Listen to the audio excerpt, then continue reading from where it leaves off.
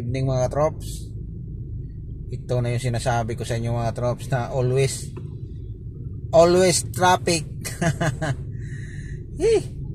Ito yung Ortigas Extension mga trops. Ayan, so nakikita nyo flyover dyan. Yung kanto nyo yan, pakanan. Ayan po yung Sirimundo Avenue. Ayan, so napakahaba yan. Lagi talaga ito mag-traffic mga trops pag mga ganitong oras dahil magmi-merge kasi dito mga trops yung galing dyan sa may Pasig, yan yung sa mga lumiliko dyan mga trops, yan lumiliko dyan, two-way kasi yan mga trops. Yung isang daan papunta dyan sa Antipolo yung dinadaanan natin dito, tapos pagdating dun sa dulo naging tatlo na lang. Galing sa 6 na lane, yung dinaanan natin isa, dalawa, 5 lane to sa dinaanan natin ng props. Tapos madagdagan yung dito sa may Sirimundo, madagdagan ng isa dyan, so 6. So 6 pag lampas natin dyan, dyan mga trops, dyan yung natakpan ng jeep, dyan yung mga nilikuan ng mga jeep, yan. So pagdating dito mga trops naging tatlo na lang, kaya always panalo dito, always panalo sa traffic. Kaya eyes to the board na lang tayo dito mga katrops, dahil sa mga ganito yung clearance dito mga trops, tag isang dangkal na lang, tagiliran, side mirror na lang yung pagitan. Kaya ayun, so kailangan talaga dito mga trops na mabilis yung mata mo dito mga trops, dahil dito talaga ka mahasa sa mga ganitong pagdadrive. Kaya kailangan talaga ng alert ka dito mga trops, kasi mahirap na. Unang masagi mo dito mga trops, side mirror talaga. Kaya kailangan ingat-ingat na lang, kasi para hindi tayo lalong maabala. Nakita nyo naman mga trops sa traffic. Ito yung 6 kanina mga trops, yung sinasabi ko, pagdating natin dito paakyat na rin kasi ito ng tulay.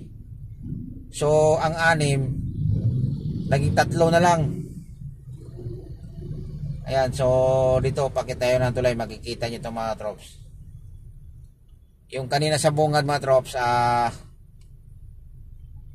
yun, 6 na lane yun. Tapos pagdating dito 3 na lang, kaya normal. Lagi talagang ganito mga trops, kasanayan, masasanay ka rin pag makadaan ka dito. Minsan masabi mo talaga na traffic, pero sa daily nating biyahe na ganito, parang maramdaman mo na lang na normal. Ayan naging 3 na lang paakyat natin dito sa tulay. So nawala yung 3 lane kanina dun sa baba, kaya ganon. So ganitong kasada mo to, ganitong takbo, hanggang makaabot ka na rin doon sa may SMS doon sa unahan. Yung dating Ibergutisco, ngayon SM na ngayon. Ayan, so pagdating doon sana biglang maluwag, kasi doon po yung kadalasan na magkaroon ng maluwag na doon. Kasi bumalik naman doon, naging na rin doon, naging 4, nagdagdagan ng isang lane, kasi palapad yung kalsada doon Tapos babalik na naman sa kunting 3, pero maluwag talaga doon. Kaya yun yung nangyari dito. Daily routine nating biyahe. Ayan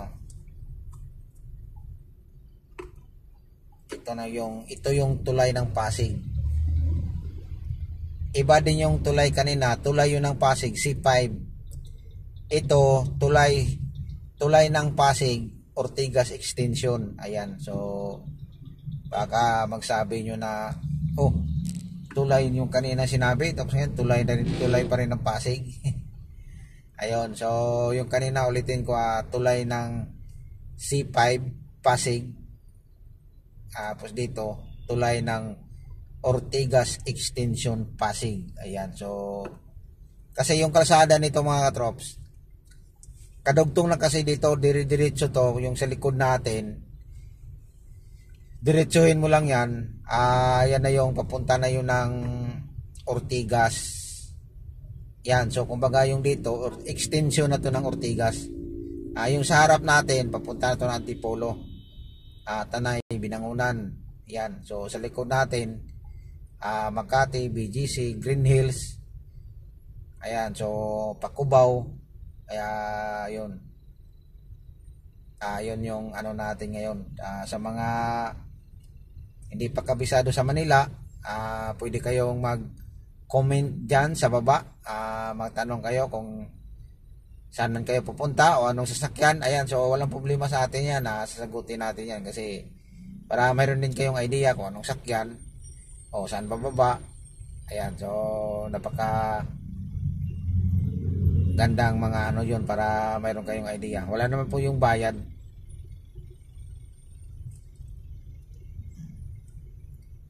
Kasi dito din mga trops, minsan may manghuli dito. Ayan, so binago na nila mga trops yung mga motor. Mga motor dati kahit saan lumusot, pero ngayon iwan ko kung may nagbantay ba dyan. Ang motor talaga doon na nila pinadaan sa gilid. So wala na dito sa lane natin na dinaanan natin. So doon na sila sa gilid dyan, no? Yung may mga motor dyan. Ayan, no? Yung may mga motor dyan yan. So dyan na sila sa gilid. Yan, lalo na pag may magbantay dito. May manghuli din dito mga drops. Yan. So sa ngayon wala kasi hindi naman laging may nagbantay dito eh. Bihira lang. Kaya alam mo naman yung Pinoy, pag walang magbantay, alam na this. Pero pag may magbantay, alam na din this. Grabe yung traffic. So galing tayo ng Makati kanina. Siguro mga kulang-kulang na rin ito mga isang oras. Estimate ko mga ka-drops. Siguro mga isang oras and 20 minutes na. So isang oras at saka magdagdag pa tayo ng 20 minutes. Nandun na tayo sa bahay. Ayun, so isang oras and 40 minutes. Ganito tayo lagi mga trops pag ito yung gagamitin natin. Pero pag magmotor lang tayo, nasa 30 to 40 minutes lang.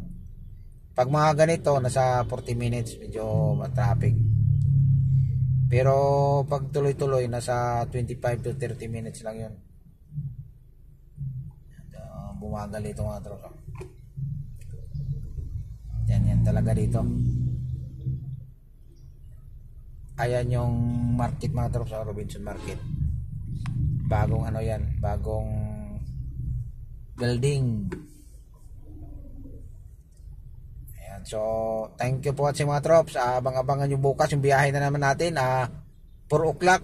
Ayan, so mag-video tayo sa mga followers and viewers natin yan, sa rest natin. Batiin pala natin yung mga followers and viewers natin dyan. Good evening sa lahat. Sa nakapanood ng video nito. I-invite ko pala kayo sa YouTube channel ko. Sana subscribe nyo ako doon. Kunting ano lang, tulong. So, para naman, pero na may mga upload din tayo doon sa YouTube channel natin na inaano natin yung mga kalsada na may bawal, pwede, ganun, bawal lumiko, bawal, basta mga rules sa mga traffic. Mayroon din akong mga actual na video doon na area na dinadaanan ko. So malaking tulong na rin yun sa mga katropa nating driver na hindi pa kabisado sa Maynila, o kahit kabisado man lang sa Maynila na hindi din nila alam ng kalsada, kaya malaking tulong na rin yun. So ulitin ko, thank you for watching. Ang God bless sa ating lahat. Bye bye.